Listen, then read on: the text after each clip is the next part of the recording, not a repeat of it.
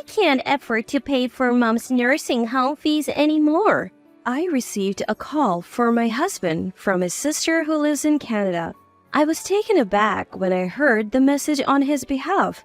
Nursing home fees for mom? What are you talking about?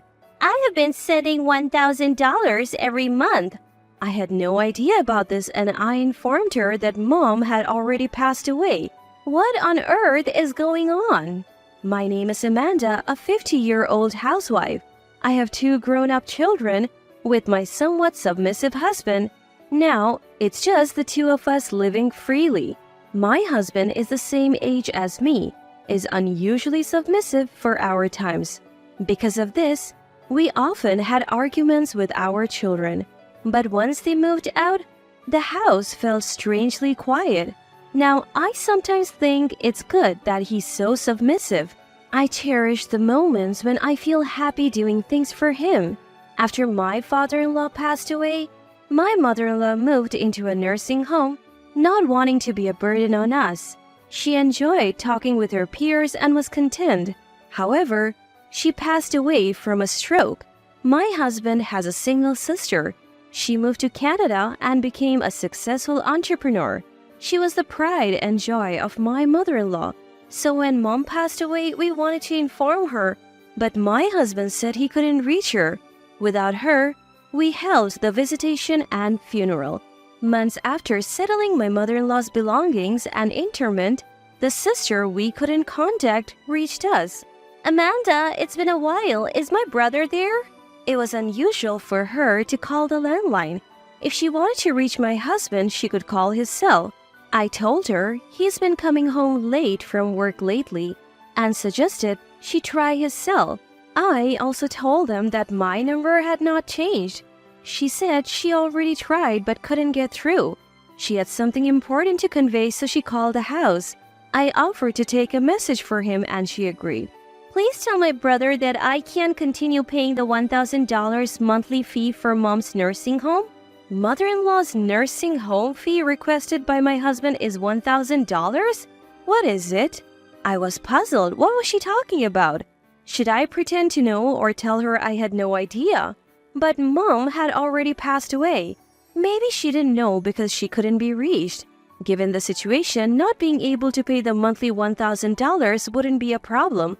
I informed her that mom had passed away months ago and that my husband tried to contact her but couldn't.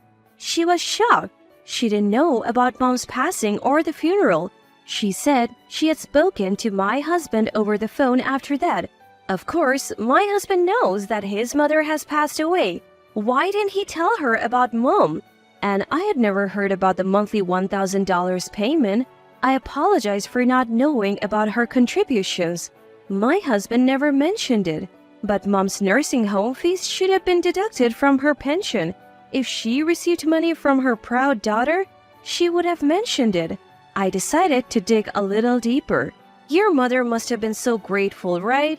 Well, actually, I never spoke directly with her. What?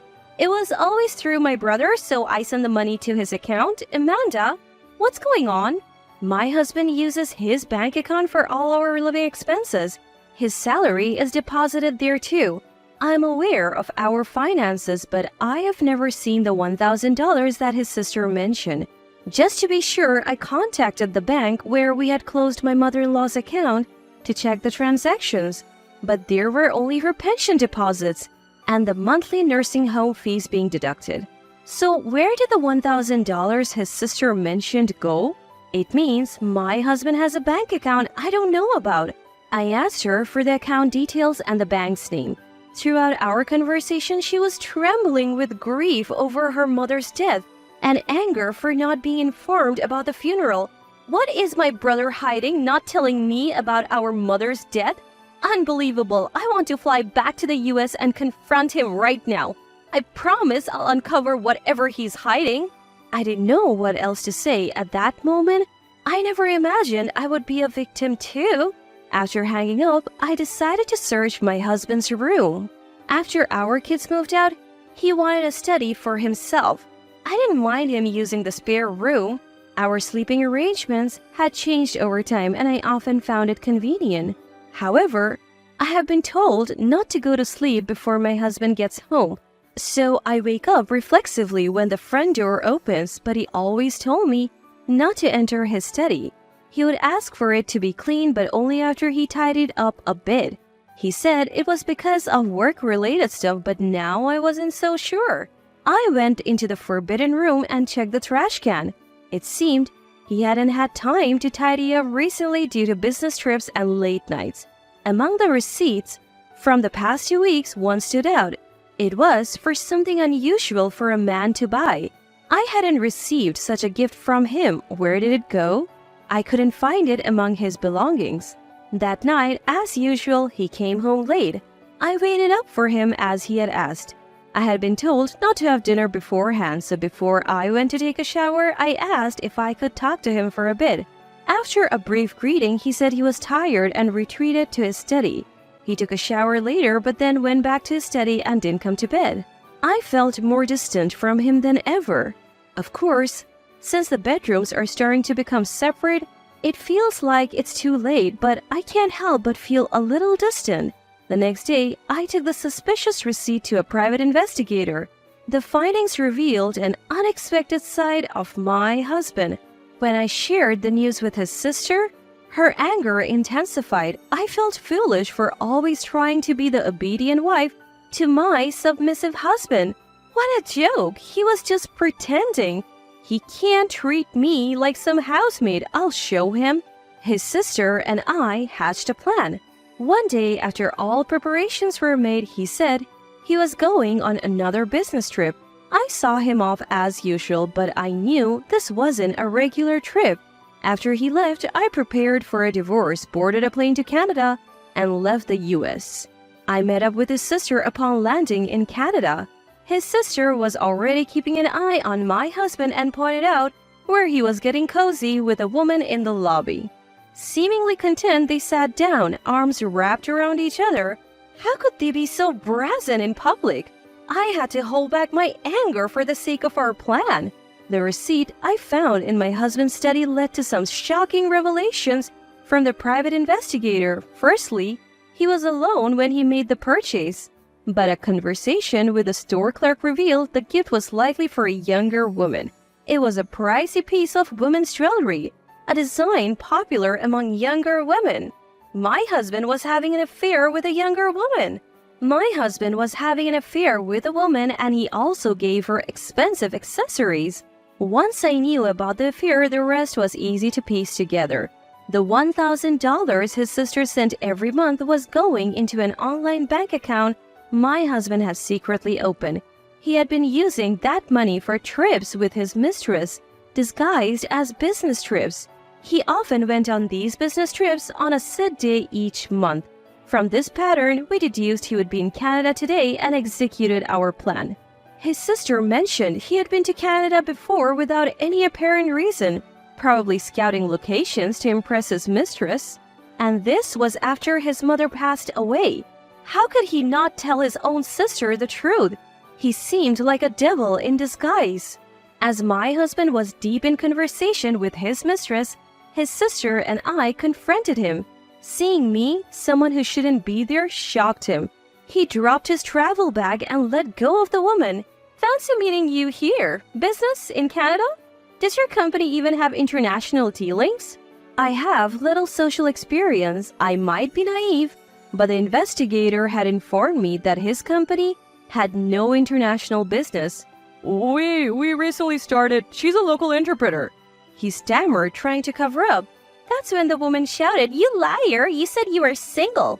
and slapped him. Turns out, she was in our plan too, because she was a victim as well. He had lied about being single and hinted at marriage. She was in her 20s and didn't want to waste time on a man with no intention of settling down. While I despised her, I also felt sorry for her. Once we revealed the truth, we decided to either make her an ally or not. Based on her reaction, she was devastated to learn she was the other woman. She agreed to help with our plan. His sister suggested we move the confrontation to her place, away from prying eyes. There, we grilled my husband. He had asked his sister for the $1,000 monthly, supposedly for their mother's nursing home fees just to fund his escapades. He had never been money-minded, so I had given him an allowance.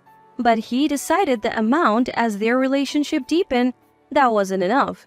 He feared getting caught if he asked me for more, so he lied to his sister. When their mother passed away sooner than expected, he panicked. Instead of telling his sister the truth, he lied, saying he couldn't reach her.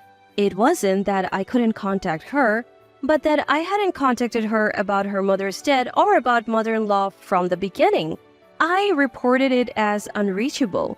I was afraid of losing the monthly $1,000 and scared of facing my sister if she found out, He admitted. If she returned for the funeral, she might discover his deception. He said he was afraid that someone would find out how he had defrauded them of his money. How could he be so selfish? He had no idea how hard it was for a woman to work alone in a foreign country.